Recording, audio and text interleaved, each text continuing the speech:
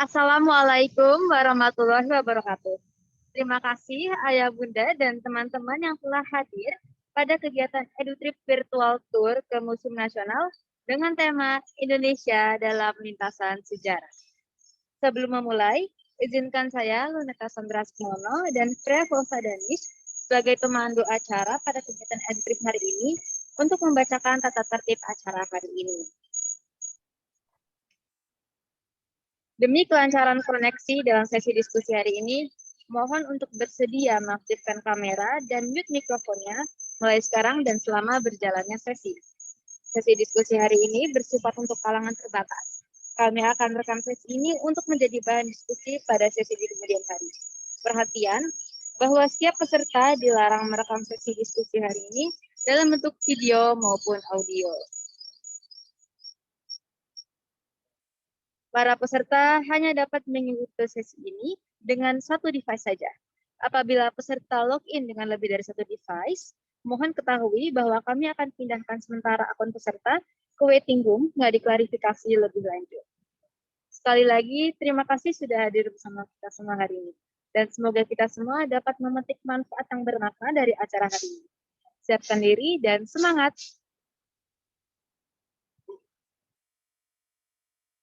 Baik, hadirin sekalian, sebelum memulai acara, marilah kita membaca basmalah bersama-sama.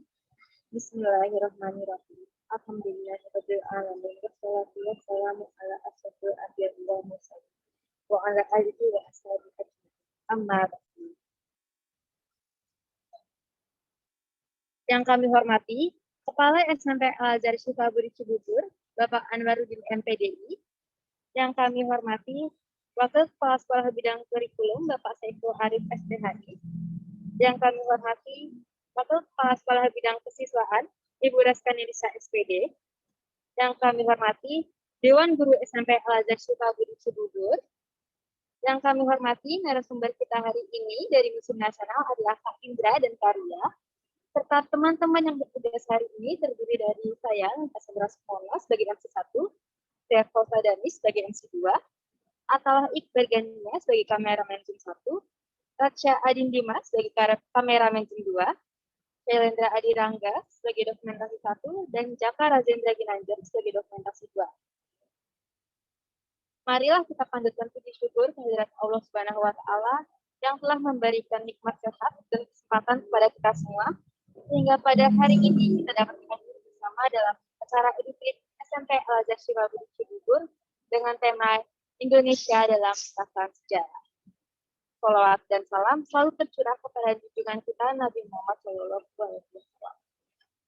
Hadirin yang kami hormati, acara pertama adalah pembacaan ikrar yang akan dibacakan oleh Syailendra Adirangga di kelas 4, kemudian dilanjutkan dengan menyanyikan lagu Indonesia Raya dan Mars Al-Azhar Sukabumi. Hadirin dipersilakan untuk berdiri.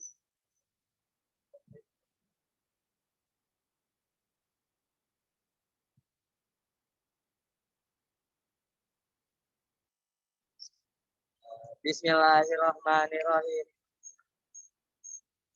In the name of Allah, the Most Merciful, the Most High. Dengan nama Allah yang Maha Pengasih lagi Maha Penyayang. Asyhadu alla ilaha illallah. I witness that there is no God but Allah. Saya bersaksi bahwa tiada Tuhan selain Allah. Wa asyhadu anna Muhammadar Rasulullah. And I witness that Muhammad is the messenger of Allah. Dan saya bersaksi bahwa Nabi Muhammad adalah utusan Allah. Raditu billahi rabbah. I sincerely that Allah is my God. Aku rela bertuhan Allah. Wabil Islam dina, and Islam is my religion. Dan aku rela beragama Islam. Wabi Muhammadin Nabiya wa Rasulah, and Muhammad is my prophet. Dan aku rela bernabi Muhammad Sallallahu Alaihi Wasallam. Wabil Qur'ani imama wa hakama, and the Holy Quran is my guidance and supreme law. Dan aku rela berkitab suci Al-Quran. Rabbi zidni ilma. Oh Allah, increase my knowledge. Ya Allah, tambahlah ilmuku. Warzuqni fahma. And improve my understanding. Dan pertinggilah kecerdasanku. Amin.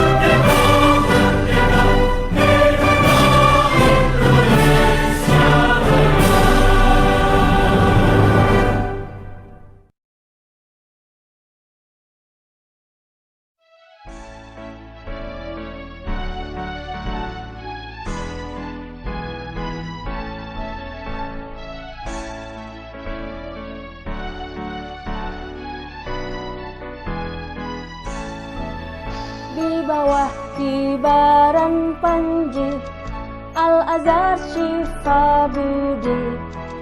Kami satukan niat, kami satukan tekad, berlandaskan Al-Quran dan As-Sunnah. Tumbuh kembangkan pribadi yang berakhlak mulia, cakap serta terampil dengan percaya diri, guna berbakti pada nusa dan bangsa. Dengan rahmat-Mu ya Ilahi, ridhoi cita-cita kami, bersama Al-Azhar Syifa Budi, siap untuk mengabdi. Bersama Al-Azhar Syifa Budi, siap untuk mengabdi.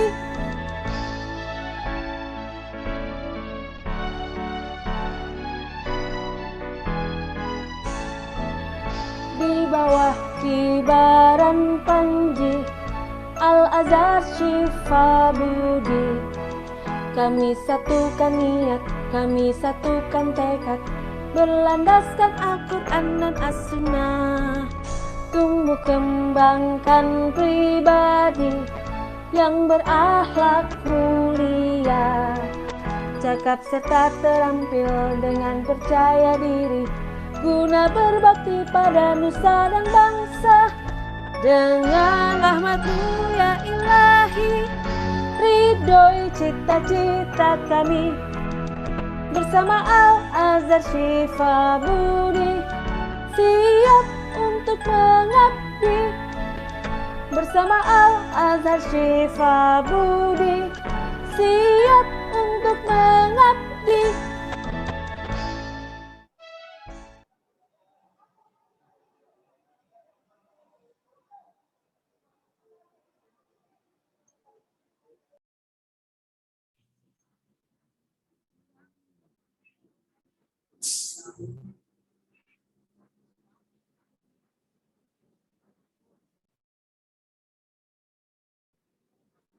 Acara selanjutnya akan dipandu oleh Freya Danis. Tapi sebelumnya saya akan mengingatkan untuk teman-teman di rumah bahwa setelah kegiatan hari ini akan diadakan lomba poster digital dengan tema Indonesia dalam lintasan sejarah dengan hadiah yang sangat menarik. Pastikan teman-teman ikut lombanya ya. Baik, Assalamualaikum Freya, apakah sudah siap?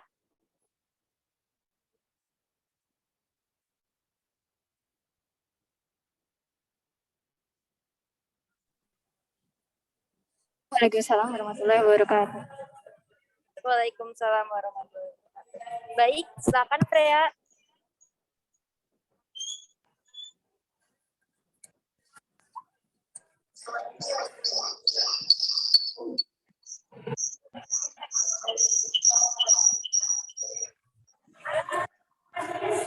Oke, sekarang nama yang akan membantu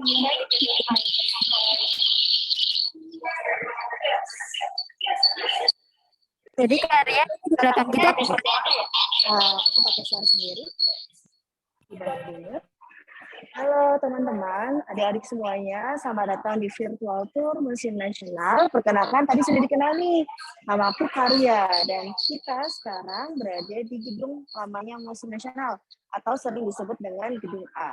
Nah, salah satu koleksinya di belakang kita nih, ada koleksi arca, namanya adalah Arca Ganesha. Nah, di belakang kita, ini ada ruangan, sebelum aku jelasin tentang koleksinya, ini ada ruangan namanya ruangan rotunda, di mana koleksi ruangan-ruangan rotunda ini adalah arca. Arca itu apa sih? Arca itu adalah yang kayak semacam patung, tapi bukan patung yang terbuat kayu, melainkan terbuat dari batu andesit, di mana arca-arca ini biasanya disembah seperti itu untuk ajaran agama, seperti itu. Nah, di belakang kita nih ada satu koleksi namanya adalah Arca Ganesha. Arca Ganesha ini ditemukannya di Candi Banon di Jawa Tengah, dan Arca Dewa Ganesha ini adalah melambangkan sebagai dewa ilmu pengetahuan, teman-teman semuanya. Kalian tahu nggak sih menurut cerita dari kitab Mahabharata, Ganesha ini adalah anak dari satu pasangan sebenarnya, atau awal mulanya itu adalah anak dari seorang ibu yang bernama Dewi Parwati. Nah, Dewi Parwati itu adalah seorang satria atau istri dari Dewa Trimurti, yaitu ada Siwa, ada Brahma, dan ada Wisnu. Nah, dia ini adalah anak dari Dewa Siwa dan Dewi Parwati. Gimana ceritanya? Awal mulanya Dewi Parwati ini ditinggal pergi nih oleh ayahnya, suaminya bernama Dewa Siwa untuk menyebarkan agama Hindu seperti itu. Dan si Ganesha Dewi Parwati kesepian, dibuatkanlah dengan kulit daki atau kotoran di tubuhnya, yaitu berupa daki, dan dikumpulkan, terciptalah Ganesha ini. Di mana Ganesha pada saat itu wajahnya itu adalah manusia. Bukan seperti yang kita lihat di belakang ini, dengan kepalanya gajah, terus badannya manusia. Nah, kenapa kok kepalanya jadi binatang? Jadi ceritanya, pada saat dia menemani ibunya, Parwati, dia diperintahkan atau ditugaskan untuk menjaga di depan rumah, di pagar, seperti itu loh bahasa kita. Nah, kenapa? Karena kan Dewi Parwati itu sendiri, dan dia tidak boleh keluar, dan akhirnya si Ganesha ini yang menemaninya tapi di luar, seperti itu. Pada saat Dewa Siwa kembali menemui istrinya, dia melihat ada anak laki-laki, yaitu adalah Ganesha, dan marah besar, emosi, sampai kepala Ganesha ini dipenggal. Seperti itu. Dan pada saat dipenggal, ada keramaian nih, si Dewi Parwati melihat keramaian dan akhirnya sedih, marah, kecewa. Dan si Parwati ini meminta kembali kepada si Siwa untuk menghidupkan kembali. Nah, teman-teman tahu nggak sih, Dewa Siwa itu adalah dewa pelebur. Dan di mana dewa pelebur itu tidak bisa menciptakan Ganesha, seperti itu. Dan dia berkomunikasi, bertanya kepada temannya, Dewa Trimurti berikutnya, yaitu adalah Brahma. Di mana Dewa Brahma itu adalah dewa pencipta. Dan dia berkonsultasi, di mana Dewa Brahma menyampaikan bahwa si Ganesha tidak bisa dihidupkan kembali dengan wajah atau kepalanya manusia, melainkan dihidupkan kembali dengan catatan Dewa Siwa itu harus turun ke bumi atau ke bawah, itu melihat binatang yang dia harus lihat pertama kali. Nah, pada saat dilihat nih sama Dewa Siwa, ternyata yang Dewa Siwa lihat adalah binatang gajah, yaitu adalah kepala anak gajah yang dipenggal dan dijadikan satu dengan si Ganesha. Oleh sebab itu, kepalanya gajah, badannya manusia. Nah, di mana Ganesha ini memiliki tangannya 4. Kamu bisa lihat sendiri kan, Dek? Itu ada 4, dan masing-masing tangannya itu memegang tasbih, gading gajah, yang sisi sebelah sini sudah patah, seperti itu. Terus ada kapak, dan ini adalah wadah atau mangkok yang isinya adalah manisan. Dan di mana manisan ini adalah melambangkan dewa ilmu pengetahuan. Dan selain itu juga, ilmu pengetahuan itu tidak akan pernah habis di masa kali zaman. Kita harus saling menggali, terus harus tahu membaca, seperti itu. Nah, kalian tahu juga nggak sih, Ganesha itu punya transportasi. Nah, transportasinya adalah tikus. Iya, transportasinya adalah tikus. Nah, selain itu juga, Ganesha dengan posisi duduk seperti ini adalah Ganesha yang masih anak-anak. Jadi kalau teman-teman menemui Ganesha dengan posisi seperti ini adalah Ganesha yang masih anak-anak. Nah, kalian mau tahu nggak ayah ibunya dari si Ganesha? Bentuknya seperti ini nih. Kita bisa lihat ke sebelah sini. Nah, ini adalah Dewa Siwa, dan ini adalah istrinya bernama Parwati. Ini adalah satu pasangan. Seperti itu, satrianya. Kita lanjut lagi, kamu. Yuk. Kita keliling-keliling. Nah, ini adalah Dewa Siwa. Di mana Dewa Siwa ini sama ditemukannya di Candi Banyon di Jawa Tengah juga, dengan posisi yang mengalami kerusakan baik di bagian mulut, terus di bagian tangan, dan ini bahkan sampai lengan nih. Nah, kenapa? Karena posisi pada saat ditemukan itu kan dekat sekali dengan candi, dan itu ada bencana alam. Nah, mungkin patahan-patahan tersebut itu tidak disengaja, dan patahan tersebut walaupun ada atau ditemukan tidak boleh disatukan kembali. Seperti itu. Dan kamu tahu, Dewa Siwa ini memiliki transportasi. Tidak hanya si Ganesha aja. Melainkan Siwa juga punya kendaraannya di belakang sini nih. Nah, ini adalah sapi. Nah, kamu tahu nggak sih kalau dalam ajaran agama Hindu, sapi itu tidak boleh dimakan, tidak boleh disembelih. Karena binatang sakralnya dari dewa mereka. Dan Dewa Siwa ini adalah dewa tertinggi. Seperti itu. Keren kan? Nah, masih ada lagi nih 2 Trimurti, yaitu Karya akan ngajak kita ke sisi sebelah sini, yaitu melihat koleksi dari Dewa Wisnu. Nah, ini dia. Masih sama ditemukannya di Candi Banyon di Jawa Tengah, di mana kalau tadi kan Dewa Siwa itu adalah dewa pelebur ya. Nah, sedangkan si Wisnu ini adalah dewa pemelihara. Dia memelihara alam semesta, seperti itu. Dan selain itu juga, kalau Siwa memiliki kendaraannya adalah sapi atau sering disebut dengan mandi, dan si Wisnu juga punya transportasi, yaitu adalah Garuda.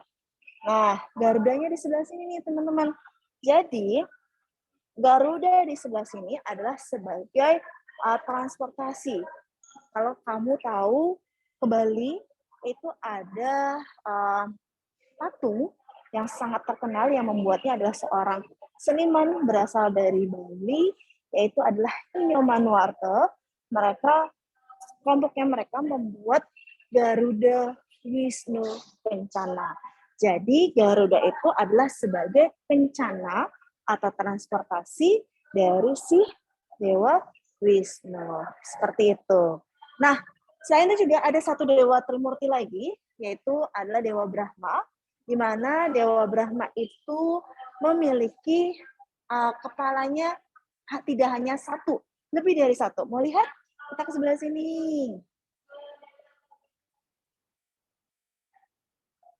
Nah, ini adalah Brahma yang tadi aku bilang. Brahma itu adalah dewa pencipta yang memiliki kepalanya lebih dari satu, yaitu berjumlah 4. Yaitu ada baik dari di sisi depan, terus kanan, kiri, maupun belakang. Dan dia adalah sebagai dewa pencipta. Selain itu juga nih, masing-masing dari Dewa Trimurti itu mempunyai kesatria, yaitu kalau si Siwa adalah Parwati, kalau Wisnu adalah Laksmi, sedangkan dari Brahma ini adalah Saraswati kesatrianya. Seperti itu. Kesatria itu adalah istri ya, atau pasangan. Seperti itu. Nah, kamu tahu nggak sih di mana Brahma ini mempunyai transportasi atau kencana, yaitu adalah angsa. Iya. Nah, tapi kalau untuk di sini nih, angsanya nggak kelihatan. Nanti ada satu koleksi yang kelihatan sama si Brahmanya. Kita sembari mencari. Nah, teman-teman mau nggak sih untuk di gedung ini juga kita ada salah satu koleksi yang sebagai masterpiece-nya. Nah, yaitu adalah arca yang paling tinggi di ruangan ini. Bahkan di Asia Tenggara loh tingginya. Nah, kita ikutin.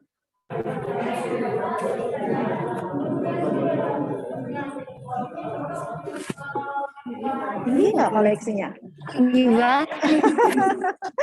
Nah, ini koleksinya namanya adalah Arca Bayi Rawa Buddha. Bayi Rawa Buddha itu bukan baby loh ya, tapi Bayi Rawa Buddha. Kamu tahu nggak sih tingginya ini mencapai 4,41 meter dan atau sama dengan 400 cm seperti itu. Nah, Bayi Rawa Buddha di sini ditemukannya di Desa Padang Roco di Sumatera Barat. Dan semua ya kayak semacam ladang yang itu banyak sekali terdapat untuk kehidupan sehari-hari berupa kayak sawah seperti itu. Nah, di mana Bayi Rawa Buddha ini adalah sebagai perwujudan dari Aditya Warman. Kamu tahu nggak Aditya Warman siapa? Nah, Aditya Warman itu adalah seorang pemimpin dari kerajaan Melayu kuno seperti itu. Dan juga sering dikaitkan dengan dewa Siwa yang murka atau dewa Siwa yang marah sekali. Seperti itu juga. Nah, di sini Bhairawa Buddha ini mempunyai aliran, namanya adalah aliran Tantrayana. Bahasa kitanya sekarang itu adalah aliran sesat. Kenapa sih dibilang aliran sesat? Jadi dalam satu orang nih, kita bisa menyembah atau bisa menganut agamanya lebih dari satu. Yang bisa dilihat dari itu tuh ondenya itu ada segitiga kan? Nah, itu adalah beragama Buddha. Terus di sini nih ada sosok kepala orang tuh gambar itu adalah kepala yang melambangkan yang sering dibilang monster atau yang ketiganya itu ada kaitannya dengan Islam. Nah, itu berasal dari unsur mangkoknya itu bukan mangkok tapi unsur dari pisau belatinya yang berasal dari unsur. Nah, saya itu juga mereka juga menyembahnya atau berdoanya itu bukan di tempat ibadah dari agama-agama yang aku sebutkan tadi. Melainkan mereka itu harus terdapat tengkorak-tengkorak ini, di mana tengkorak-tengkorak itu banyak sekali kita jumpai di kuburan. Nah, kuburan itu adalah sebagai tempat mereka untuk berdoa. Nah, kalian tahu juga bahwa yang dipegang itu tuh di sisi sebelah kiri itu adalah mangkuk yang isinya adalah berupa tengkorak, di mana wadah tengkorak itu nantinya diisi oleh darah. Nah, darah-darah itu nantinya dipakai untuk minum-minum seperti alkohol kalau kita sekarang. Nah, itu makanya dibilang sesat teman-teman semuanya. Nah, selain itu juga penemuannya kan ada di Desa Padang Roco di Sumatera Barat dengan posisi yang berbeda. Misal, yang satu di Desa Padang Roco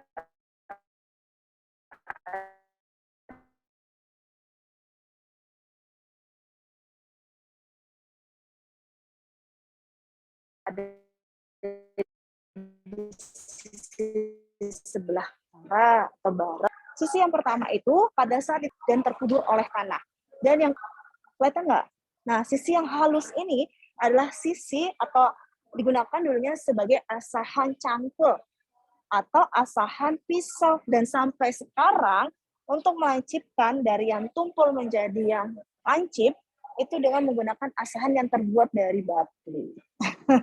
Seperti itu juga. Nah, bagian yang kedua nih, ini adalah bagian yang bawah yang ada tengkoraknya. Pada saat ditemukan, posisi tengkoraknya nggak kelihatan. Nah, kamu kesini deh. Kan ya? Nah, jadi lubang-lubang itu dulunya posisinya ke atas nih, sejajar sama kita. Dan posisi lubang-lubang ini dulunya digunakan sebagai lesung. Tahu lesung nggak? Nah, itu menumbuk atau membuat kayak semacam biji kapas, biji kapas nantinya jadi bedak, atau biji padi yang nantinya jadi bedak. Jadi beras seperti itu. Nah, koleksi ini asli.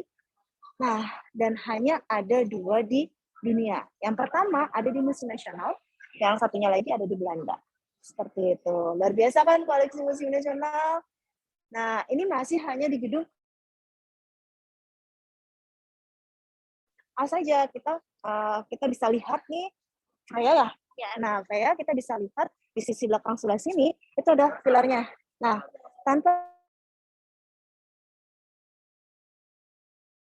tapi yang membedakan itu adalah tempat penemuannya. Nah, di sisi sebelah kita nih, ini ditemukannya di daerah Jawa Tengah. Jadi di Provinsi Jawa Tengah.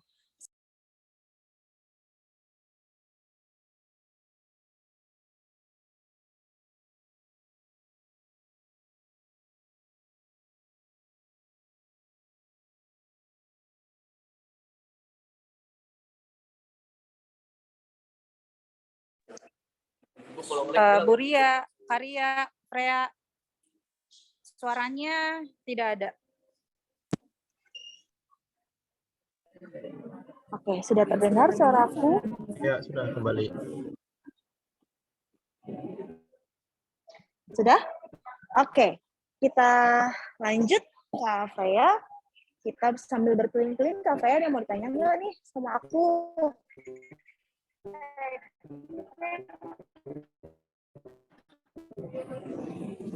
Sudah? Oke. Kak Freya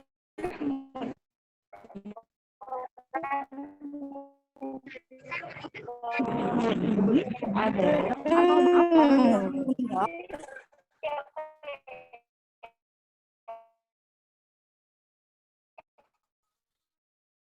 nah, yang di bawahnya ini yang di bawahnya ini adalah orang yang menganut. Banyak banget nih koleksinya di sini. Maaf, orang yang meninggal, di mana yang meninggal ini masih meneteskan darah jantung dengan menggunakan mangkuk yang masih terus. Nah, makanya dibilang selesai. Nah, mari kita berarti terus juga ada kayak semacam patung nenek moyang, dan ada tentang satu set minang, yang dimana minang itu nyeri itu dahulunya digunakan sebagai untuk snacknya mereka. Gitu deh. Banyak banget ya. Nah, ini kita masih di gedung A, dan Karya akan ngajak Freya dan teman-teman semuanya kita melihat koleksi tentang sejarah kebudayaan Indonesia. Nah, Freya udah pernah ke sini belum? Belum. Oke.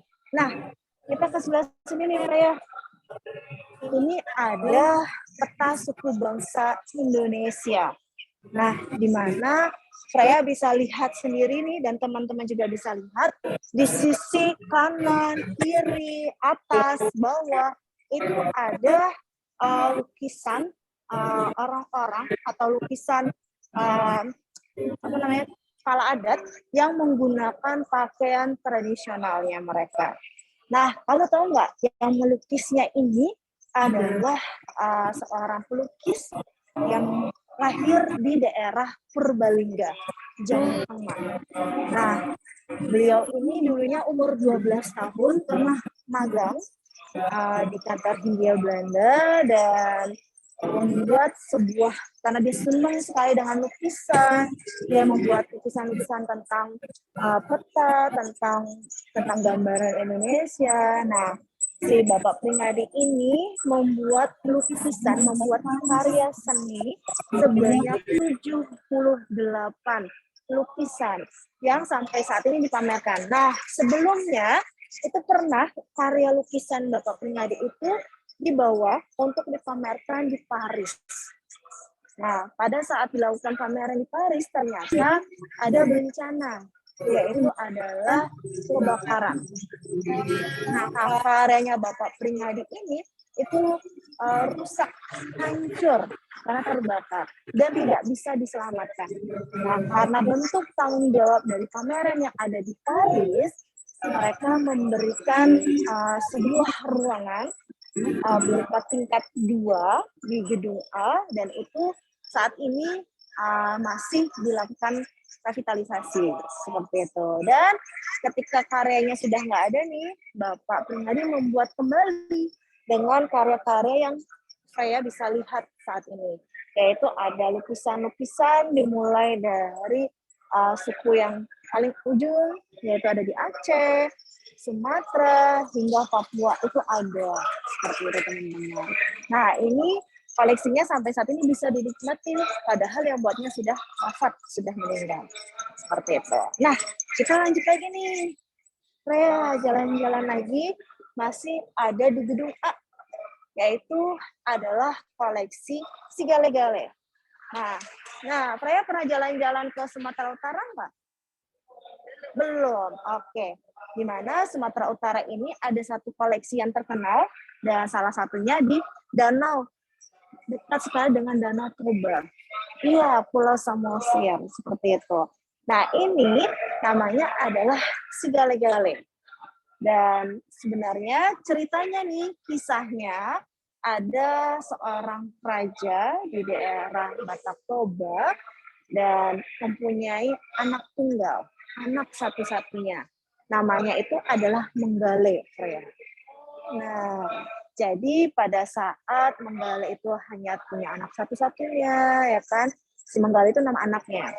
Dan dia bermain sampai mengalami kecelakaan. Dan kecelakaan itu fatal, menyebabkan si Menggale itu meninggal dunia. Nah, ayahnya, seorang raja tersebut di daerah Batak Toba, membuat patung yang mirip sekali dengan si Menggale, Freya. Nah, saking sedihnya, kalau dalam tradisi Batak, itu pemakaman itu bisa 5 sampai dengan 7 hari untuk dilakukan pemakaman. Seperti itu. Nah, sembari menunggu membuat patung yang mirip sekali dengan Menggale, dan ketika sudah jadi patung Menggale tersebut, arwah dari Menggale itu dimasukkan, Freya, ke dalam si Menggale, seperti itu. Nah, ketika sudah dimasukkan, ternyata patung Menggale ini itu bisa bergerak dengan sendirinya, dengan seperti bernari atau seperti nari tortor. Tahu kan nari tortor cuma tangannya gini-gini doang? Nah, itu si Menggale patungnya itu bisa nari tortor, seperti itu. Nah, ketika jenazahnya ingin dimakamkan, arwah dari si Menggale itu dikembalikan lagi. Dan pada saat dikembalikan, patung ini dimusnahkan oleh ayahnya. Untuk apa dimusnahkan? Karena untuk tidak mengenang bersama dengan Menggale, untuk melupakan agar si Menggale tersebut itu tenang di dunianya. Nah, ternyata masyarakat Batak Toba ini sangat senang sekali, sangat antusias sekali untuk si patung Menggale tersebut. Nah, oleh sebab itu di daerah masyarakat suku Toba di Pulau Samosir itu membuat replikanya, tetapi tidak ada arwah yang dimasukkan, seperti itu. Melainkan patung Menggale atau si Gale-Gale mengambil kata dari Menggale itu dibuat di mana nanti tidak dimasukkan arwah, melainkan ada orang yang memainkan si Menggale tersebut dengan cara bersembunyi, ya. Nah, jadi ada laki-laki nih ngumpet bersembunyi di bawah kolong, nggak kelihatan. Jadi yang kelihatan di publik, di umum atau di pengunjung itu hanya si Gale-Gale saja. Nah, mereka mengira si Gale-Gale ini dimasukkan arwah, terus bisa gerak sendiri. Padahal kalau Freya bisa lihat itu ada tali nanti di sini, dan orang tersebut ini menarik tali-tali tersebut, tali-tali tersebut, seakan-akan dia bisa bergerak atau menari dengan sendirinya. Padahal itu ditarik sama si laki-laki tersebut yang mengumpet di bawah. Seperti itu, Freya. Nah, sekarang nih masih ada si Gale-Gale itu ada di Pulau Samosir. Seperti itu. Nah, ini masuk ke kategorinya sejarah kebudayaan Indonesia yang sering dikaitkan dengan nenek moyangnya. Nah, kita lanjut lagi nih, Freya. Habis dari Sumatera Utara, Freya akan ngajak jalan ke daerah atau provinsi di Kalimantan. Mana tuh? Nah, kita ke sebelah sini. Jadi, ini adalah nenek moyang juga nih, teman-teman bisa lihat. Ada dari Kalimantan Barat, di sisi sini patungnya Dayak, terus ada Pemia juga dari daerah Sulawesi. Nah, ini ada Hampatong, Freya. Nah, jadi Hampatong itu berasal dari Provinsi Kalimantan Barat.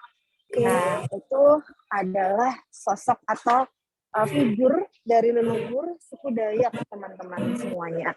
Dan Hampatong ini dipercayai untuk melindungi masyarakat atau suku Dayak dari penyakit, roh-roh jahat, terus membawa kebaikan bagi keluarganya mereka.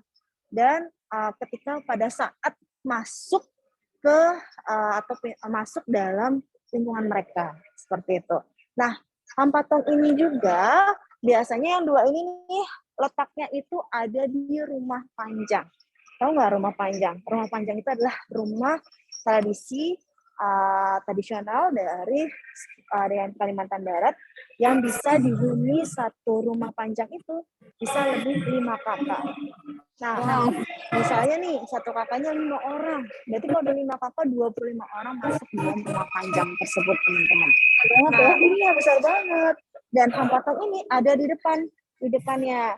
Jadi untuk melindungi keluarga mereka dari mara bahaya. Seperti itu, Freya. Nah, ini ada hampatong laki-laki, ini juga ada hampatong wanita, ibu, dan juga anaknya yang digendong di depan dan juga di belakang. Seperti itu, Freya. Nah, lanjut lagi. Karya akan ngajak teman-teman tidak hanya segale-gale, hampatong, tapi Karya akan ngajak Freya dan teman-teman semuanya kita melihat koleksi dari Jawa, Sumatera, seperti itu. Nah, ini ada koleksi di sebelah sini nih, Freya. Nah, saya sudah pernah jalan-jalan ke sini belum? Belum ya? Nah, ini namanya adalah nekara. Freya dan teman-teman nggak boleh melesetin jadi neraka. Nah, nekara di sini itu adalah dulunya berasal dari kebudayaan Dongson, Vietnam, seperti itu. Nah, banyak sekali nekara-nekara ini dijumpai di Asia Tenggara, salah satunya Indonesia. Nah, dulunya sebagai rute perdagangan. Nah, banyak banget di Indonesia itu ada di daerah Jawa, Nusa Tenggara, Sumatera, seperti itu. Dan masing-masing provinsi itu ada penggunaannya. Jadi penggunaannya berbeda-beda, Freya. Nah, di mana si nekara ini ada yang digunakan sebagai bekal kubur. Jadi bentuknya kayak gentong atau ember yang dibalik, Freya bisa melihat sendiri. Kalau dibalik itu bentuknya kayak ember gitu kan. Nah, itu untuk bekal kubur, untuk menyimpan tulang belulang kehidupan zaman dulu, seperti itu. Dan selain itu juga dipakai sebagai alat memanggil hujan. Nah, jadi Freya bisa lihat ada kodok nih, atau ada katak. Nah, katak atau kodok ini adalah melambangkan sebagai binatang air hujan. Nah, cara penggunaannya nih untuk memanggil hujan itu mereka dipercayai untuk melakukan ritual terlebih dahulu. Seperti itu. Dan nanti dipukul seperti memainkan drum sebagai alat musik. Namun ini hanya digunakan sebagai untuk memanggil hujan. Dan bahan dasar dari nekara ini terbuat dari perunggu, Freya. Nah, Freya yang mau bertanya nggak nih? Ini Kira-kira kodoknya emang ada satu tempat ini apakah ada artinya atau kenapa? kodoknya ada empat ini ada artinya atau memang Nah, kalau untuk artinya, kodok-kodok ini adalah artinya untuk melambangkan sebagai binatang air hujan. Seperti itu. Nah, mereka mempercayai hujan itu akan turun karena ada ritualnya, ada upacara keagamaan yang terlebih dahulu sebelum mereka menggunakan alat ini. Dan kalau ditanya, hujannya turun atau enggak sih, Kak? Nah, itu tergantung lagi ke mereka. Mereka akan ada ritualnya. Kenapa mereka butuh alat ini untuk memanggil hujan? Karena musim kemarau mereka itu panjang sekali dan air itu sebagai sumber kehidupan kita. Gitu. Nah, kita lanjut lagi, Pak ya. sekarang kita kemana nih? Kita terakhir di ruangan ini, sebelum nanti Freya jalan-jalan ke gedung B di Museum Nasional. Nah, ini ada satu koleksi nenek moyangnya di Indonesia bagian ujung, yaitu dari Provinsi Papua, Freya. Nah, ini adalah bernama patung bis bukan bis ya, tapi bukan bus atau bis gitu, tapi bis, MBIS tulisannya Freya. Jadi patung bis ini adalah patung nenek moyang yang digunakan oleh suku Asmat yang ada di Papua. Dan patung bis ini terbuat dari satu batang pohon bakau, dan itu tunasnya bagian bawah Freya itu letaknya posisinya di paling atas. Dan tunas tersebut adalah tunas yang paling kuat yang dibentuk atau diukir sebagai nenek moyang, sebagai Tuhannya yang paling atas. Nah, Tuhannya atau nenek moyang itu yang paling atas di sebelah sana, Freya. Nah, kalian bisa lihat ya teman-teman, dan kalian juga tahu nih Freya, terdapat warna-warnanya.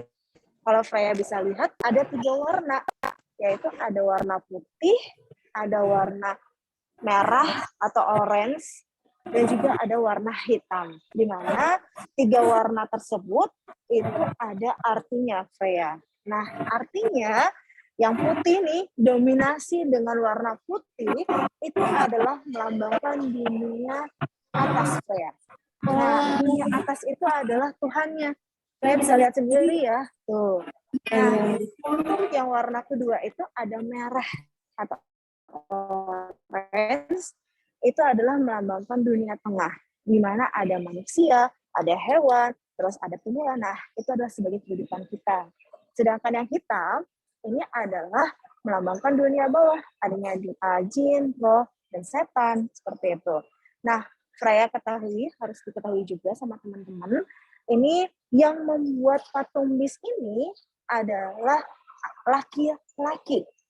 Perempuan tidak boleh membuatnya, tidak boleh menyentuhnya, tidak boleh melihat. Kenapa? Karena ini adalah patung nenek moyang yang sangat sakral. Apabila dilihat oleh wanita, itu akan terjadi mara bahaya. Seperti itu. Dan sehingga juga wanita juga ada menstruasi. Dianggap tidak suci, Freya. Seperti itu. Nah, untuk patung bis ini biasanya letaknya di pinggiran laut atau sungai yang itu di luar, seperti itu. Tapi kalau patung nenek moyangnya yang berada di dalam rumah namanya adalah koleksinya Korwang. Nah, bentuknya seperti apa, Freya? Terakhir, nih aku kasih tahu. Seperti ini nih, Freya. Nah, ini adalah jadi wajah bagian kepala, bagian atas, dan ini adalah sebagai patung atau nenek moyangnya yang letaknya berada di dalam rumah. Seperti itu. Dan ini adalah koleksi asli, Freya. Nah, dengan satu tengkorak utuh, namun yang nggak utuh adalah bagian mata, bagian hidung. Untuk gigi dan bagian kepala, itu adalah asli. Nah, tengkoraknya siapa sih?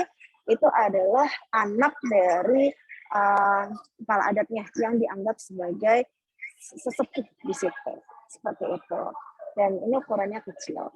Oke, Freya, sudah selesai nih jalan-jalan sama Karya di gedung A. Ternyata banyak sekali ya. Betul. Betul. Berasal dari Papua. Saya jalan ke dulu ke satu yaitu Oke, terima kasih ya, Dong.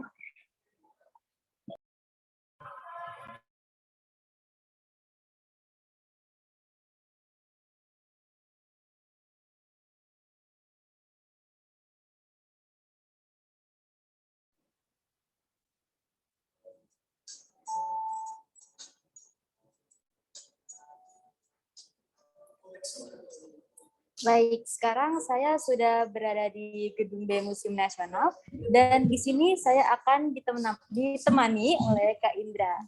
Selamat pagi, Kak Indra. Selamat pagi. Baik, boleh dimulai? Boleh dimulai? Oke, siap. Terima kasih. Selamat pagi adik-adik semuanya dari SMP Al-Azhar Sukabumi. Ya, saya ucapkan selamat datang di Museum Nasional, lebih tepatnya di Gedung B Museum Nasional. Nah, gedung B ini sudah ada dari tahun 2007. 2007 itu tanggal 20 Juni yang meresmikan waktu itu adalah presiden ke-6 kita, yaitu adalah Presiden Susilo Bambang Yudhoyono. Nah, di sini tadi kan sudah dijelasin sama Kak Ria juga kalau Museum Nasional itu adalah museum terbesar ya. Terus, nah salah satunya yang menyimpan koleksi banyak tentang sejarah juga ada di sini. Nah, gitu. Nah, berkaitan sama gedung B, gedung B itu total lantainya sebenarnya ada 7 lantai, tapi yang bisa dilihat hanya 4 lantai saja. Yaitu lantai 1 ini berkaitan sama manusia, Indonesia dan lingkungan. Lantai 2 nanti ada ilmu pengetahuan teknologi dan ekonomi. Lantai 3 adalah organisasi sosial dan kemungkinan. Dan yang keempat ada koleksi hasanah emas dan keramik. Oke, ada pertanyaan nggak? Nggak ada, Kak. Nggak ada ya? Kita sambil jalan-jalan aja kali berarti ya. Oke, mari yuk. Nah, mari.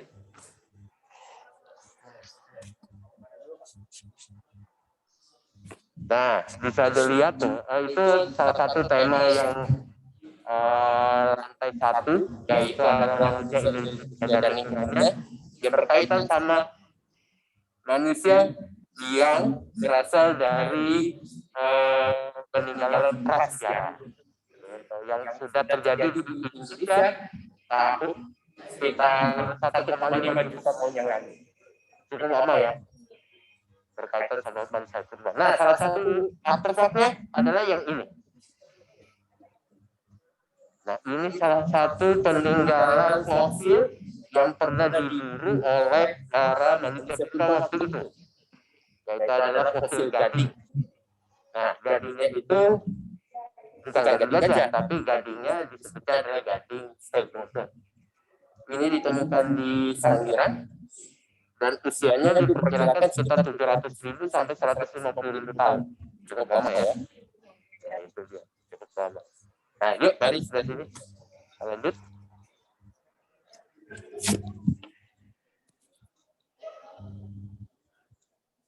Nah, ada juga peninggalan dari fosil tengkorak manusia purbanya.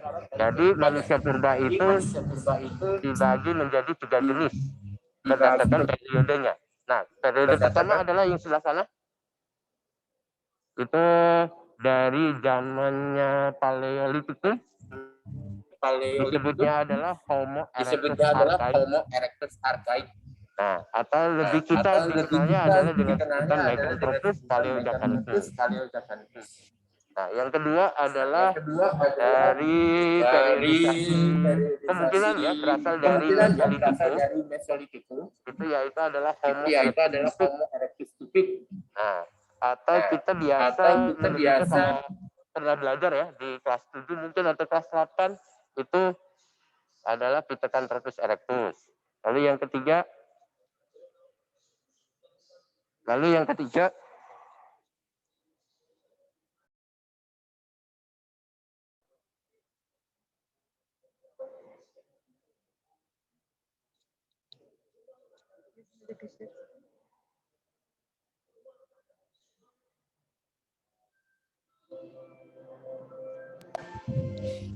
Halo. Sudah jelas ya? Mohon maaf ada kesalahan teknis. Ya, jadi untuk yang tadi sudah sampai ke Homo erectus typic ya. Jadi Homo erectus typic itu Homo erectus typic. Sebentar. Terdengar suara saya? Dengar Kak, silakan lanjut aja terus. Oh ya, kita lanjut ya. Oke, untuk yang Homo erectus typic itu ada Pithecanthropus erectus dan yang terakhir ada Homo erectus progressive atau kita biasa menyebutnya Homo sapiens sapiens. Nah, ini salah satunya nih. Ini salah satunya. Ada Homo soloensis, lalu ada manusia Sangiran juga di sebelah sini.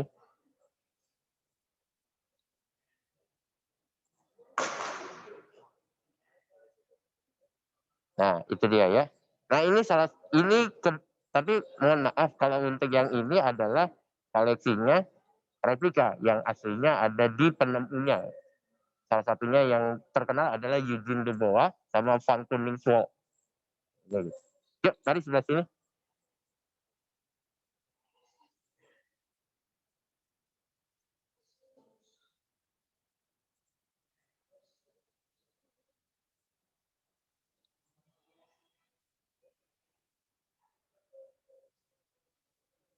Nah, salah satunya, ini gambaran tentang manusia purba yang sedang melakukan kegiatan, yaitu adalah ada yang bisa membuat senjata, ada yang juga membuat api, dan lain sebagainya. Gitu.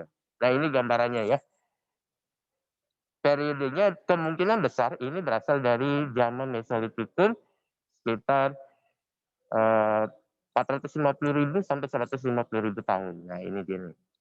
Ada pertanyaan nggak sebelumnya? Ada ya? Nggak ada sih. Oke, kita lanjut ya. Jadi kalau untuk manusia purba dari zaman Paleolitikum, itu manusia purbanya itu masih bersifatnya nomaden alias berpindah-pindah tempat. Tapi kalau untuk yang Mesolitikum, manusia purbanya sudah bisa menetap alias bercocok tanam. Gitu. Nah, ini dia nih salah satunya bagian peradabannya mereka dengan membuat senjata, dengan membuat api, dan sebagainya gitu. Nah, ada salah satunya juga ini fosil binatang-binatang yang kemungkinan besar itu dari zaman Mesolitikum dengan Paleolitikum juga. Ada fosil banteng, ada fosil kerbau, ada fosil rusa, gitu dia. Ada fosil rusa. Gitu.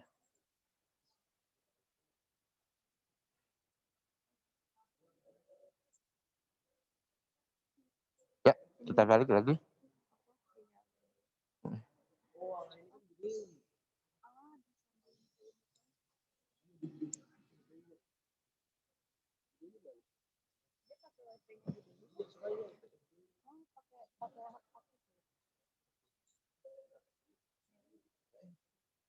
Maaf Kak Didi, untuk koneksinya ternyata terputus, jadi mungkin agak sedikit mengisi waktu, mungkin sedikit ada quiz gitu Kak, mungkin. Ya, oke, baik. Saya akan bantu agar ini ya. Baik, terima kasih Kak Indra sembari menunggu teman-teman yang ada di lapangan tadi. Tadi kan Kak Indra ada di lantai 1 ya. Saya coba share screen nih. Sebentar. Jadi Museum Nasional tuh kalau boleh sombong nih di antara museum-museum yang ada di Jakarta, bisa dibilang koleksinya paling lengkap mulai dari zaman sejarah, dari zaman prasejarah sampai kolonial Belanda. Oke. Sepertinya Kak Indra sudah siap kembali. Ya.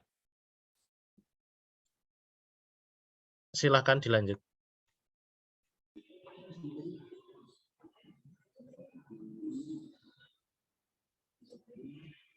Oke, di sini di belakang saya ada mobil yang dibuat oleh Carl Benz atau cikal bakal Mercedes-Benz yang menjadi mobil terkemuka zaman sekarang. Di sini masih menggunakan mesin uap yang di bagian belakangnya, dan katanya ini masih bisa jalan mobilnya. Rodanya masih tipis dan belum menggunakan karet. Bisa dilihat di sini mobilnya menggunakan setirnya masih setir lama. Ini mesin uapnya.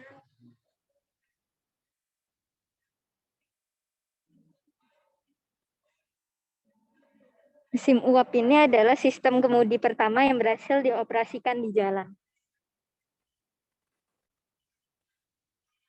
Transmisi otomatis CVT, dan memiliki 3 roda, berbeda dengan mobil sekarang. Antar rodanya masih menggunakan rantai yang terlihat, dan kursinya hanya untuk 2 orang. Sekarang kita menuju sini bersama Kak Indra. Oke, kita lanjut ya. Tadi di lantai 1 itu saya menjelaskan tentang manusia purba, untuk lantai 2 itu berkaitan sama iptek dan teknologi. Mungkin tadi sudah dijelasin sama Freya ya? Iya, betul. Nah, kalau untuk yang Freya, tadi udah ngejelasin tentang mobil pertama. Nah, ini termasuk salah satu teknologi ya pada zaman itu. Nah, teknologi pertama, mobil pertama di dunia yang sudah ada dari tahun 1886. Tuh. Ada pertanyaan nggak, Freya, soal ini? Cara nyetirnya gimana itu kan? Berbeda dengan setir biasa ya? Terlihat di sini. Iya. Cara nyetirnya itu ada di sini handlingnya itu ya. Ini. Nah, handlingnya itu digerakkan dengan pakai tangan satu aja gitu, yang kiri kanan dan sebagainya, dan pedal kakinya ada di sebelah bawah gitu. Ini adalah mesin uap pertama. Nah, dengan sebelah sana itu. Nah, itu. Yuk kita lanjut sebelah sini.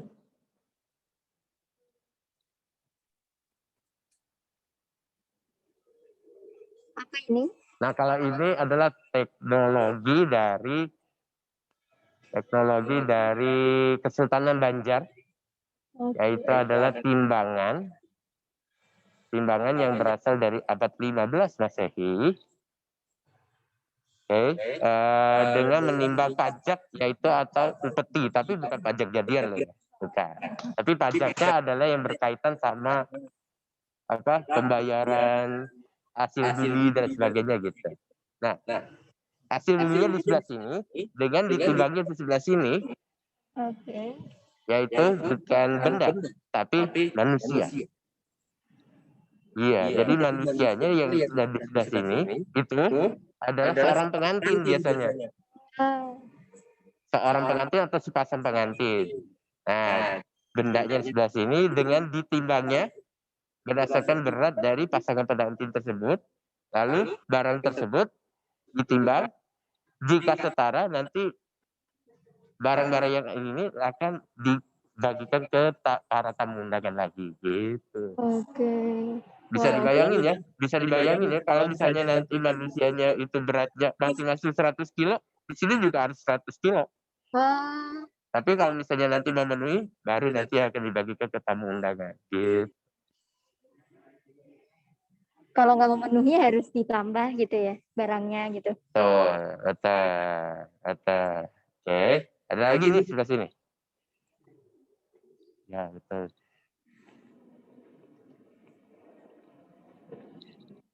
Lalu teknologi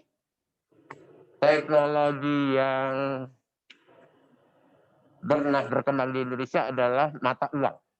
Nah, mata uang ini yang pernah beredar di Indonesia itu sudah ada dari zaman kerajaan Hindu.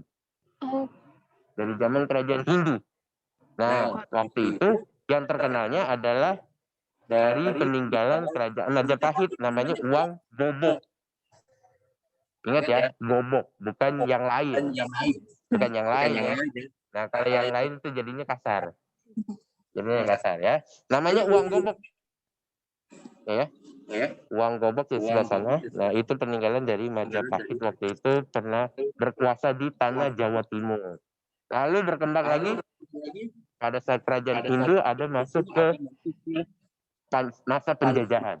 Nah, masa penjajahannya adalah yaitu dari Hindia Belanda, lalu ada Portugis, lalu juga ada dari Inggris juga. Gitu. Besar-besar ya. Jelas. Nah, sebenarnya saya pengennya itu mau nunjukin ada salah satu mata uang cukup unik. Mata uangnya itu terbuat dari kain tekstil. bukan dari uang kertas atau uang logam gini, enggak. Tapi dia terbuat dari kain tekstil. Itu yang terkenal dari Buton, Sulawesi Tenggara. Namanya adalah uang kampua atau uang bidak. Gitu. Tapi sayangnya ke koleksinya itu dipindahkan ke gedung lama sebelah sana. Yang tadi kamu sama Kak Dia berkeliling ya. Nah mungkin kalau misalnya ada waktu lagi bisa datang lagi di sini. Gitu. S3 Marketing. Yuk, sebelah sini.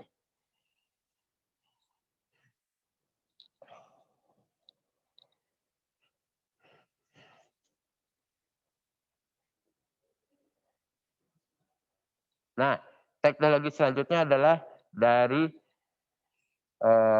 peninggalan dari perang Padri yang pernah terjadi di Padang, Sumatera Barat. Tahun berapa? Tahu nggak?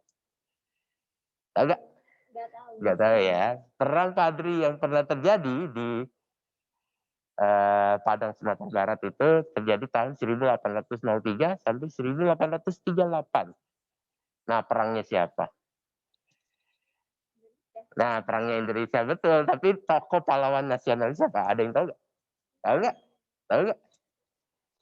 Kalau ada yang tahu boleh komen. Boleh komen. Nah, perang Padri itu adalah perang yang pernah terjadi di Indonesia pada saat pahlawan nasional itu, yaitu adalah Tuanku Imam Bonjol. Nah, itu dia. Nah, salah satunya nih senjatanya nih. Besar banget ya. Betul, betul sekali. Nah, ini adalah setengah senapan api laras panjang yang diperuntukkan tidak untuk dibawa-bawa, tapi biasanya ditaruh di sebuah kastil. Gitu. Gitu. Lalu untuk bola, untuk diameter pelurunya itu sebesar bola pingpong. Oh, Bisa dibayangin sebesar apa ya? Kalau yang sekarang kan paling kecil banget ya. Kalau ini sebesar bola pingpong. Bahkan saya dapat info katanya ada yang sebesar bola tenis. Bisa dibayangin tuh. Yuk, sebelah sini yuk.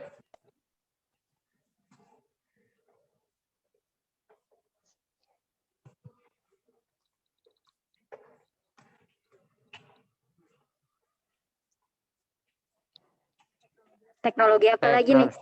Nah, teknologi apa lagi? Saya mau menunjukkan tentang arsitektur.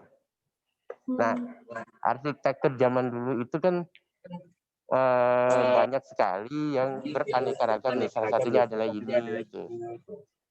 Dengan ada ornamen-ornamen arca seperti ini. Tadi udah dijelasin sama Karya kan? Arca tuh gimana trennya. Ya kan? Iya. Nah, ini salah satunya ini juga nih.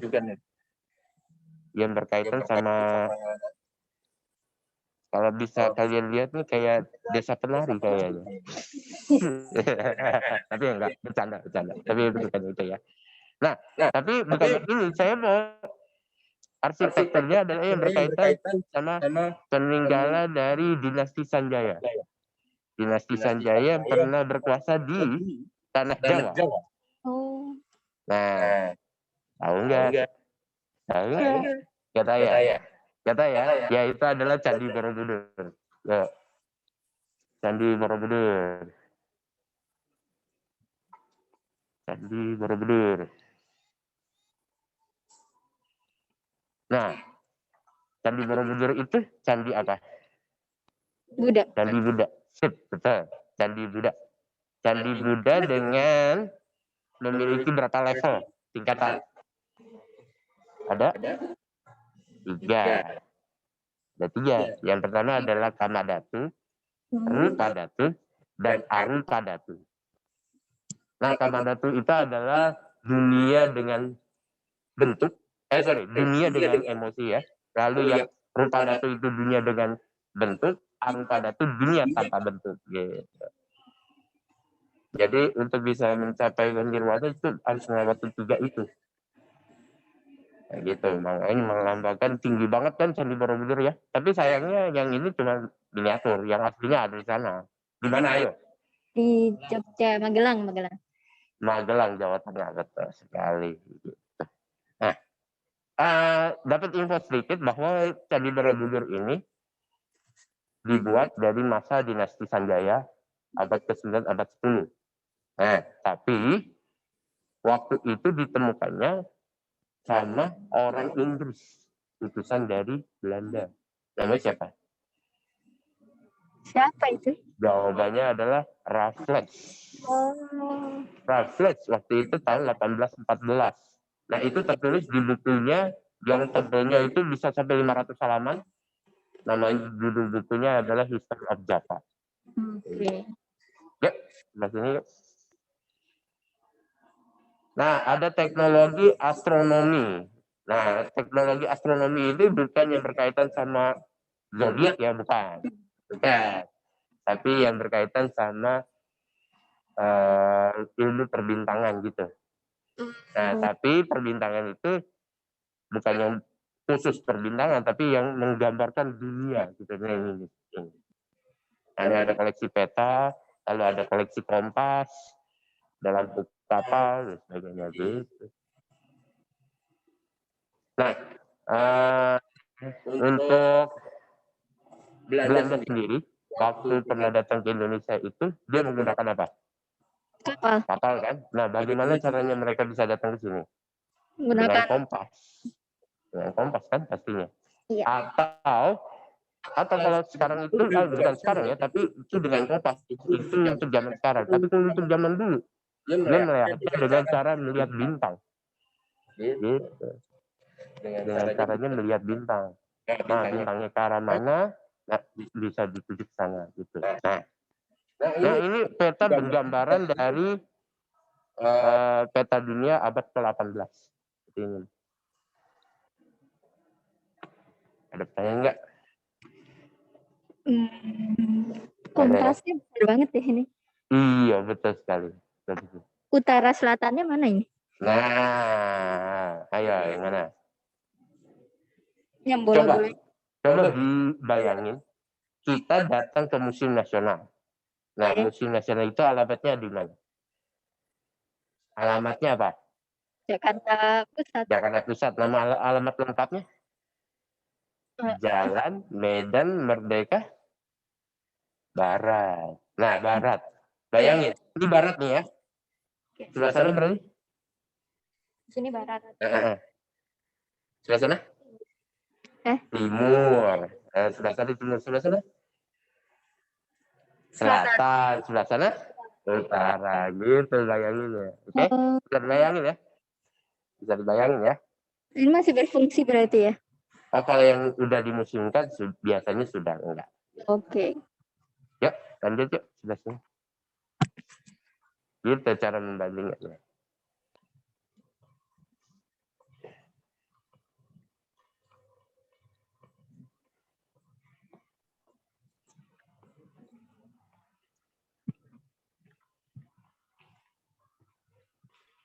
Nah, salah satu teknologi di Indonesia itu juga ada yang berkaitan sama aksara atau bahasa.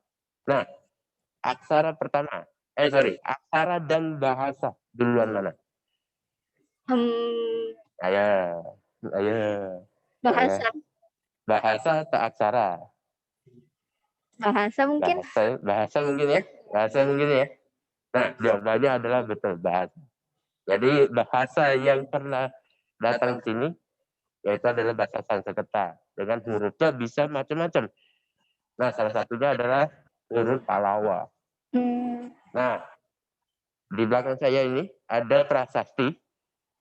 Ada prasasti yang berkaitan sama kerajaan Tarumanegara. Yuk, sebelah sini yuk.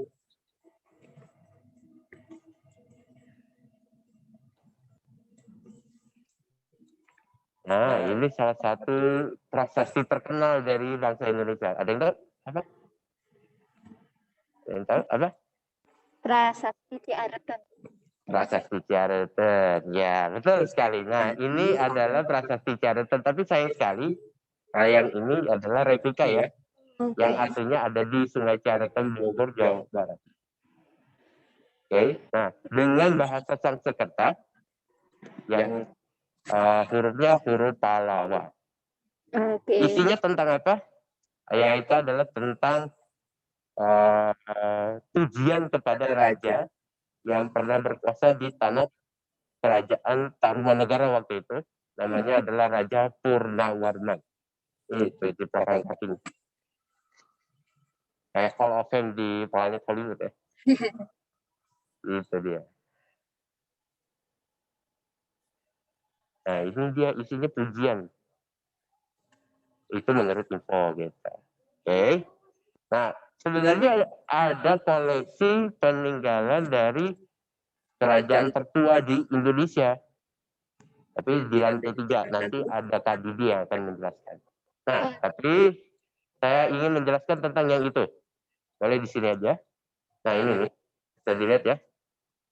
Nah, itu adalah prasasti Kota Kapur yang peninggalannya berasal dari kerajaan Sriwijaya. Yang pernah berkuasa di Palembang. Palembang, Sumatera Selatan. Oke, abad keberapa? 8. Iya, 8. Yang isinya adalah tentang kutukan. Kutukan. Nah, kutukannya itu yang diperuntukkan untuk orang-orang yang ingin memberontak kepada kerajaan Sriwijaya tersebut. Ya, jika misalnya dia ingin memberontak kepada kerajaan Sriwijaya, pasti dia akan dapat musibah. Musibahnya apa? Bisa sakit, bencana alam, dan sebagainya gitu. Bisa dibayangin ya zaman dulu tuh gimana tuh. Kalau sekarang, paling cuma ting ting ting bakso gitu ya. Kalau zaman dulu enggak kayak gitu, tapi dia tutupan yang bisa berupa penyakit, cacar misalnya gitu. Dan sebagainya gitu. Kalau zaman sekarang mah beda. Pakai HT tukang bakso. Gitu. Oke, dari sini ada pertanyaan nggak? Kita lanjut sebelah sana yuk. Muter-muter ya kan? Luas ya? Kira-kira. Semangat ini. Semangat ya. Nah, emang museum nasional itu kalau kata Kak Didi tadi bilang bukannya sombong nih ya. Jadi museum nasional itu luasnya itu sekitar 26.500 meter persegi. Wow. Ini anak Cibubur ya? Ya, betul. Berarti anak gaul Cibubur Junction nih kayaknya. Bercanda ya. Oke, nah untuk Museum Nasional sendiri kan tadi 28.500 meter persegi dengan menyimpan koleksinya sekitar 194 ribu. Banget. Nah, tapi yang bisa ditampilkan itu hanya sekitar 20-30%-nya saja. Sisanya masih disimpan. Nah, yaitu adalah koleksi perahu sebelah sana. Panjang banget nih perahunya. Betul sekali. Panjangnya antara sekitar 12 meter sampai 15 meter, tergantung si pembuatnya. Tapi yang terlihat ini kira-kira ya antara 10 sampai 12 meter. Di mana? Yaitu dari suku Asmat yang terkenal di daerah Papua. Di Padangnya itu. Namanya perahu lesung atau perahu? Ya, perahu lesung suku Asmat gitu. Ada pertanyaan nggak? Ini muat berapa orang nih perahunya ini? Yes. Kalau untuk muat berapa orang, sekitar kurang lebih ya 10 orang sampai 12 orang dengan posisi berdiri. Berdiri, betul sekali. Ini panjangnya nih. Terbuat dari kayu ketapang atau kalau sekarang mungkin ada kayu bakau juga sih. Ya. Biasanya buat apa ini perahunya? Buat apa? Buat mancing atau kalau buat apa? untuk digunakannya difungsikan untuk biasanya untuk suku Asmat untuk mencari makanan, berburu makanan. Ikan-ikan, lalu lewatin sungai dan sebagainya gitu. Oke, yuk kita langsung ke teknologi yang lain. Nah, teknologi yang berikutnya adalah sepeda roda 3. Atau saya biasa menyebutnya velocipede tricycle. Agak susah ya. Tapi namanya veloci. Tapi bukan kayak velociraptor, bukan. Nah, jadi ini adalah sepeda roda 3 yang waktu itu pernah diproduksi di Indonesia, tapi dikhususkan untuk bangsawan Belanda waktu itu. Bangsawan Belanda. Jadi none-none Belanda menggunakan sepeda ini. Oh, ada pertanyaan nggak? Ini Katanya- pedalnya gimana tuh caranya? Nggak ada tempat kaki. Iya, Kecil ya? nah itu dia kecil. Betul. Bisa dijawab ya. Nah, yuk mari sebelah sini yuk.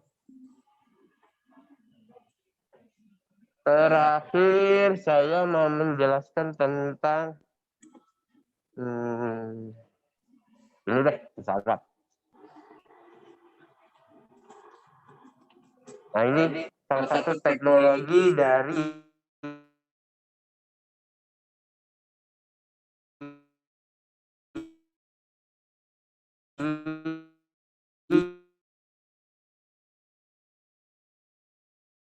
masuk ke sini. Nah ini model penerbangan pertama yang pernah datang ke Indonesia dari tanah Belanda tahun 1924.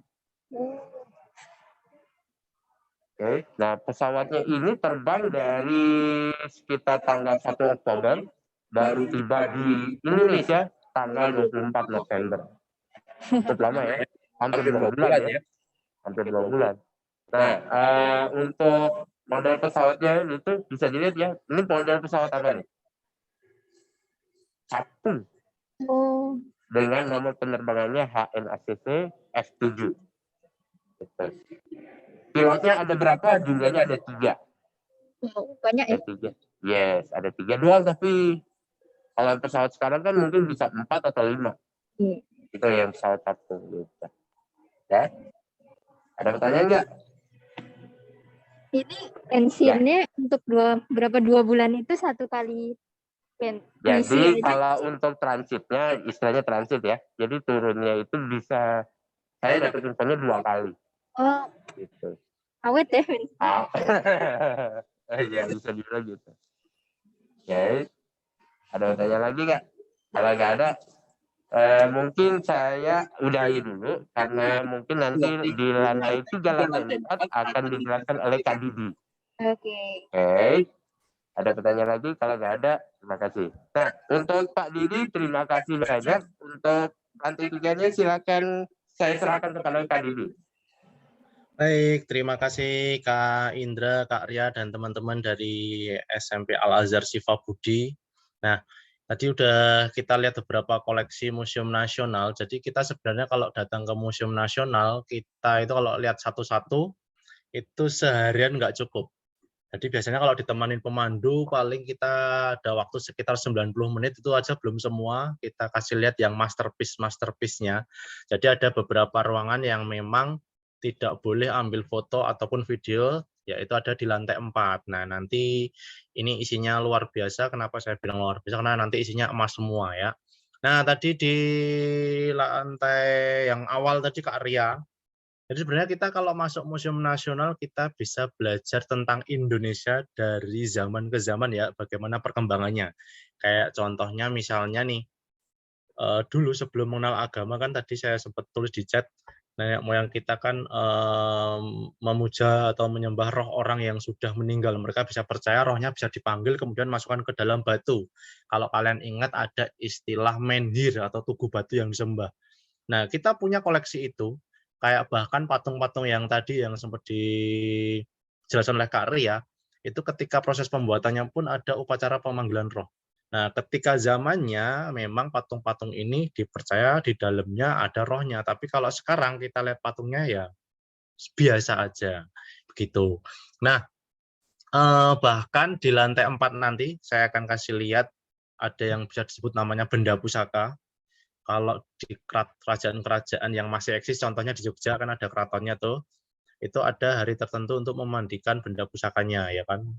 Pakai kembang, ada namanya istilahnya jamasan. Tapi di Museum Nasional, meskipun benda pusaka, tidak ada benda yang diperlakukan secara khusus. Pokoknya kita perlakukan sama rata, tapi tetap kita menghormatinya. Nah, oke, saya akan share screen. Jadi kita ini sebenarnya hybrid ya, antara live tour sama virtual tour. Nah,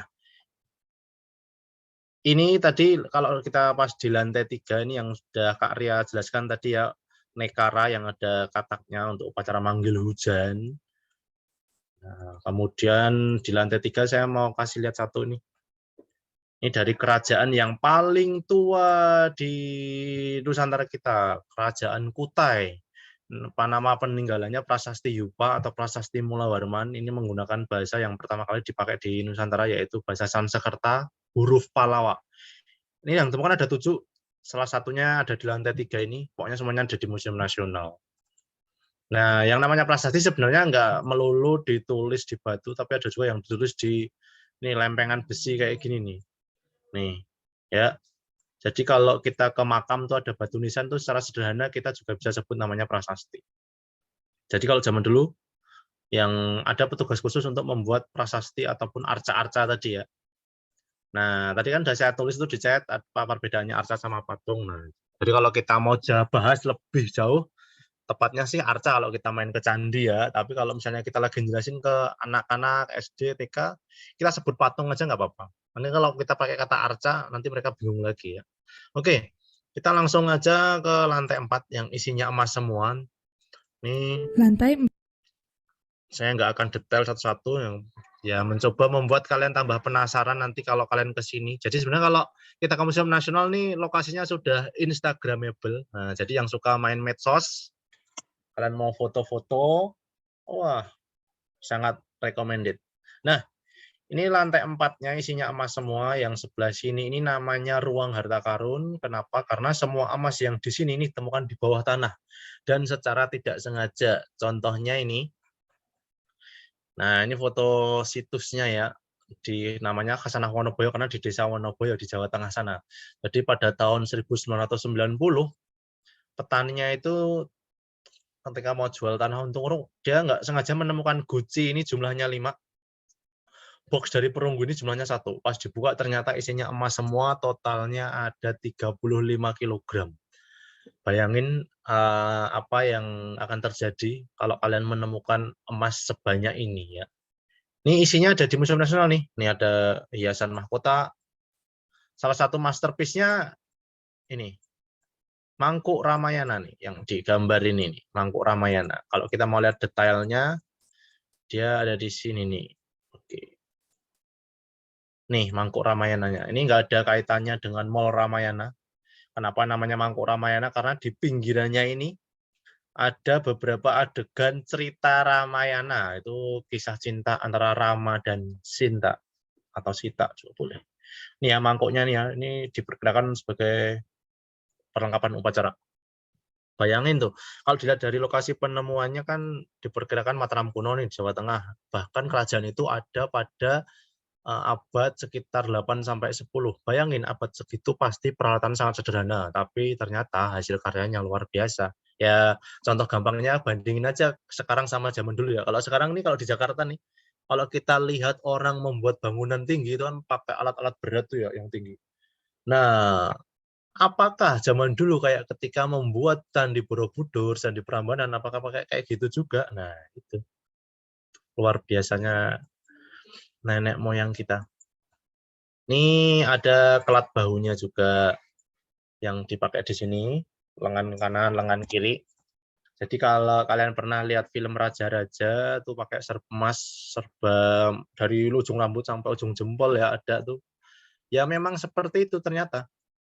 Memang begitu adanya. Nah, nih. Ada hiasan dadanya, hiasan pinggangnya. Nih lihat nih, ini hiasan pinggang, hiasan dadanya dan hiasan nih. Hiasan dadanya nih. Tuh. Bahkan kalau ditanya petaninya apa kabar ya waktu itu ya. Jadi kalau sekarang masih ada yang masih hidup juga masih ada. Pada waktu itu tahun 1990 itu petaninya dikasih reward 200 juta. Jadi perlu kalian ketahui kalau sekarang tuh sudah ada aturan undang-undangnya sendiri tentang apa ya, cagar budaya dan lain-lain. Jadi kalau kalian menemukan benda bersejarah itu wajib lapor. Kalau kalian nggak lapor terus jual sendiri diem-diem, kalau ketahuan malah bisa dipenjara. Jadi harus lapor. Nanti Kalau penting, nah nanti itu kan akan diakuisisi oleh negara, tapi nggak usah khawatir, nanti nama kalian akan dikasih reward lah pasti, yaitu uang. Nah, beda dengan ruangan yang sebelah sini. Ruangan yang sebelah sini ini koleksinya ini didapat dari ekspedisi militer orang Belanda. Jadi Belanda ngelain kerajaan-kerajaan kemudian diambil emasnya. Nah, di sini ini semuanya bisa disebut hampir sebagian besarnya benda pusaka. Kayak contohnya nih, ini ada mahkotanya Sultan Ageng Tirtayasa. Nah, kalau kayak Kak Indra, Kak Ria, termasuk saya, itu kan kita pemandu di Museum Nasional nih, kita tidak punya kesempatan, bukan tidak punya, kita jarang punya kesempatan untuk bisa memegang koleksinya secara langsung. Nah, berbeda dengan teman-teman namanya konservator. Nah, itu mereka yang bertugas membersihkan, merawat, memelihara, bahkan memperbaiki ya. Mereka punya kesempatan untuk megang ini, tapi meskipun ini benda pusaka, mereka juga nggak sembarangan. Misalnya bersihin mahkota ini, terus nih coba lihat aku keren nggak pakai ini, dicoba gitu, nggak ada yang nyoba gitu, tetap dihormati. Nih ya, terus ini kan masa kerajaan nih. Kalau kalian perhatikan yang belakang ini ada, ini sebenarnya kelapa laut nih. Dia bentuknya emang kayak gini. Ini kalau namanya Coco de Mer. Nanti kalian bisa searching tuh kelapa laut atau Coco de Mer. Bentuknya memang seperti ini digunakan sebagai wadah pekinangan. Jadi ketika zaman kerajaan, itu kalau ada tamu itu disuguhinya makan daun sirih nanti yang ludahnya warnanya merah. Nah, bahkan untuk wadah ludahnya pun terbuat dari emas di sini, nggak tanggung-tanggung. Nah, kayak ini contohnya nih. Ini wadah ludah ini. Jadi dulu menyirih itu simbol persahabatan, bahkan konon katanya bisa memperkuat gigi. Tapi sekarang budayanya juga berkembang, mulai ganti, ada yang masih eksis, masih ditinggalkan, ya kan? Kayak sekarang udah jadi pasta gigi. Ya, bahkan kalau orang timur masih nih makan daun sirih. Kalau sekarang kan ada tamu dikasihnya kopi, teh, makanan ringan. Bahkan kalau masa prasejarah yang sampai sekarang masih eksis, ada juga kayak misalnya ulekan tuh. Itu kan masa prasejarah ya, tapi sampai sekarang oleh mama-mama, emak-emak masih lebih digunakan, lebih milih itu daripada blender untuk membuat sambal. Terus kalau kalian tahu ada dinding gua yang cap tangan tuh, yang kan ada tuh kan, kalian mungkin waktu kecil pernah cap tangan, bikin gambar tangan gitu. Nah, ternyata di Sulawesi sana, kan di sana banyak ya ditemukan gua-gua prasejarah. Nah, ternyata tradisi cap tangan ini masih berlanjut di sana. Ketika mereka membuat rumah yang baru, mereka nanti akan membuat cap tangan di dinding atau tiang-tiang rumahnya. Nanti biar yang punya rumah, yang pakai banyak rezeki, aman, kayak gitulah. Jadi itulah budaya di Indonesia, tiap daerah punya budaya masing-masing. Karena kita tinggal di pulau yang berbeda-beda, makanya kita adaptasi terhadap lingkungan juga beda. Makanya dari makanan, baju, bahasa, itu macam-macam. Bahkan di Papua aja ada kurang lebih 300 suku bangsa. Kalau saya suruh nyebutin, tolong sebutkan nama suku yang ada di Papua. Paling yang terkenal ada suku Asmat, suku Dani, gitu kan paling 2-3 berapa. Tapi sebenarnya ada 300 suku bangsa. Kayak misalnya di Jawa aja suku Jawa, Sunda, Betawi, itu banyak. Nih, terus ini ada nih namanya jogan. Jogan ini sebenarnya nih kayak apa ya? Nanti ini benda kebesaran raja. Jadi ini di bawahnya nanti dikasih tongkat. Ini pakai bahasa menariknya ini nih. Ini pakai huruf Arab tapi bahasanya Melayu kuno. Jadi orang Arab sana bisa baca ini tapi nggak tahu artinya. Tuh. Nih ya. Ini kan sebentar kayaknya kebalik. Coba saya balik.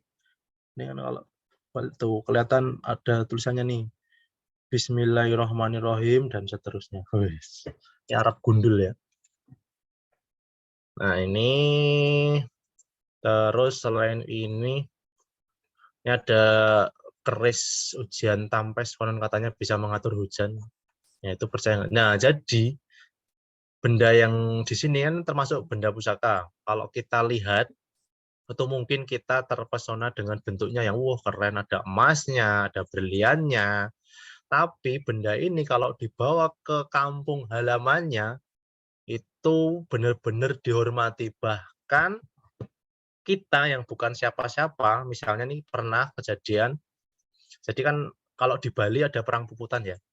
Ini contohnya Tandu ini kan Tandu ini diambil di antara jenazah-jenazah perang puputan waktu itu tuh. Jadi perang puputan itu perang habis-habisan yang dilakukan oleh rakyat Bali melawan Belanda dan sebenarnya bukan mencari kemenangan tapi menyambut kematian. Karena mereka udah tahu pasti kalah karena senjatanya cuma keris, tombak, tapi Belanda udah pakai meriam, pistol dan lain-lain.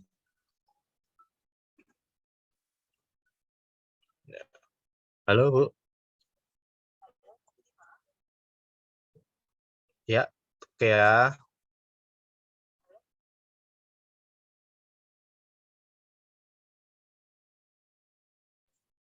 Nah, ini terakhir saya akan kasih lihat pelana kudanya Pangeran Diponegoro nih. Ini asli, jadi dulu Diponegoro pernah disergap sama Belanda, tapi kuda dan perlengkapannya ketinggalan. Jadi ini dulu sempat di Belanda. Kalau kalian mau lihat, bisa di lantai 4.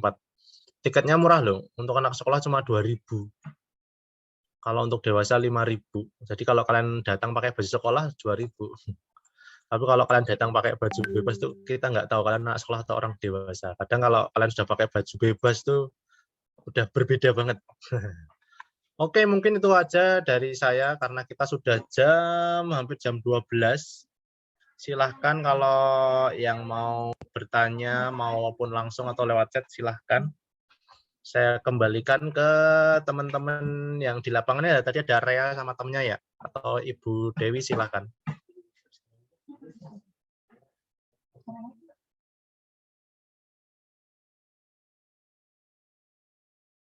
Oh ya nih di Museum Nasional itu ada namanya ruang imersif. Kayak apa ruang imersif? Nih kalian pasti seneng nih. Tunggu, saya mau share screen sedikit kayak apa ruangannya. Buset. Tunggu. Nih, tapi ini hanya bisa diakses lewat online ya kalau untuk imersif nih ya. Nih, lihat nih. Nanti nggak bisa beli tiketnya on the spot, nggak bisa.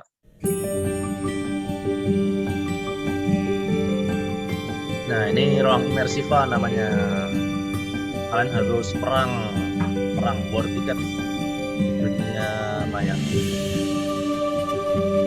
Ini kayak video mapping, tapi kita di dalam satu ruangan gitu. Kalian mau bawa saudara, teman, keluarga, atau pasangan bagi yang udah punya.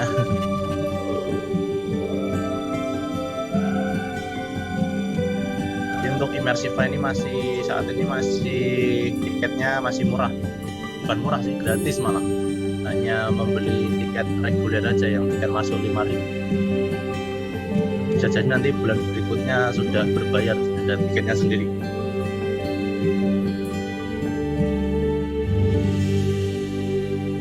Oke.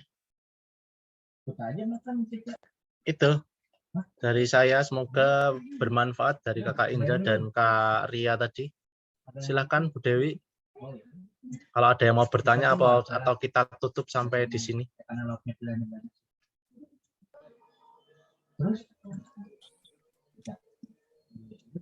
Kak Didi untuk dari anak-anak dari Al-Azharnya mau memberikan pesan dan pesan terakhir. Oke, silahkan. Sudah standby.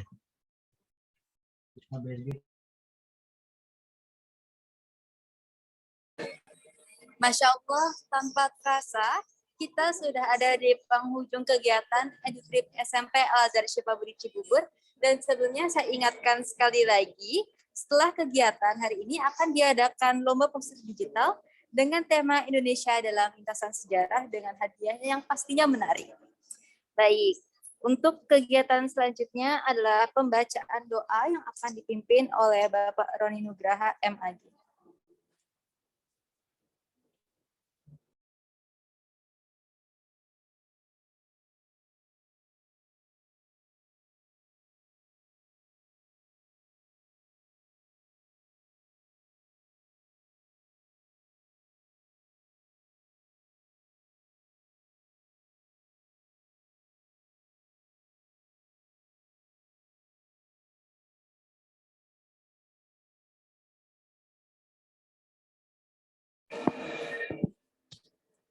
Sebelum kita menutup acara ini, marilah kita membaca doa kafaratul majelis. Subhanaka Allahumma wa bihamdika asyhadu an la ilaha illa anta astaghfiruka wa atubu ilaik. Subhanaka.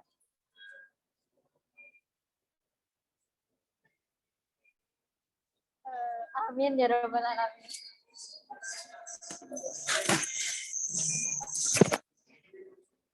Baik, terima kasih Bapak Ibu Guru yang saya hormati serta teman-teman yang saya banggakan.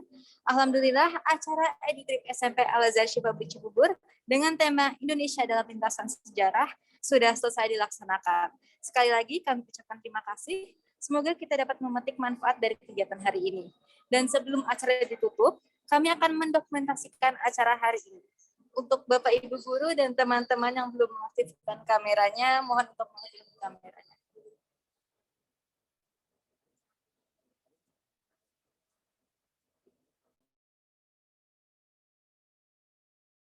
Dipandu oleh Bu Lulu, boleh silakan Bu Lulu. Ya, yuk anak-anak kita foto dulu bersama-sama ya. Kameranya tolong diaktifkan dulu nak semuanya.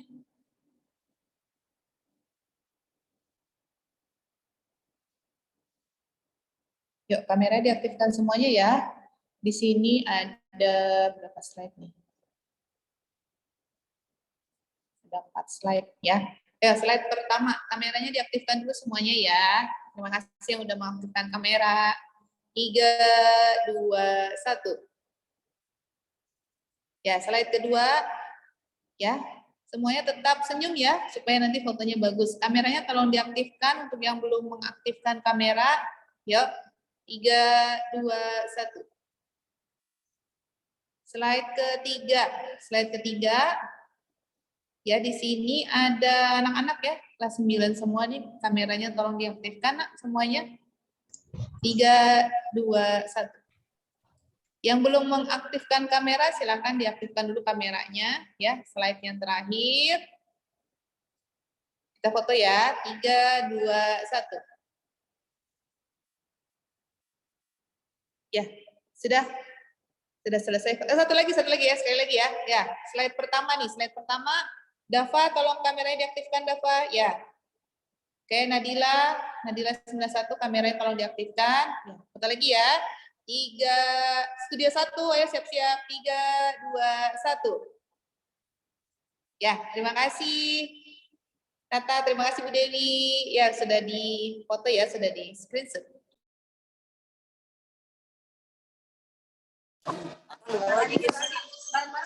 Baik, hadirin semua. Saya selaku pembawa acara mengucapkan mohon maaf atas segala kekurangan. Semoga kita semua senantiasa selalu sehat dan selalu dalam lindungan Allah Subhanahu wa taala. Demikian, terima kasih. Wabillahi taufiq wal hidayah. Wassalamualaikum warahmatullahi wabarakatuh. Waalaikumsalam warahmatullahi wabarakatuh. Terima kasih ya anak-anak ya, Ayah, Tata, Jaka, Lendra. Ya, makasih.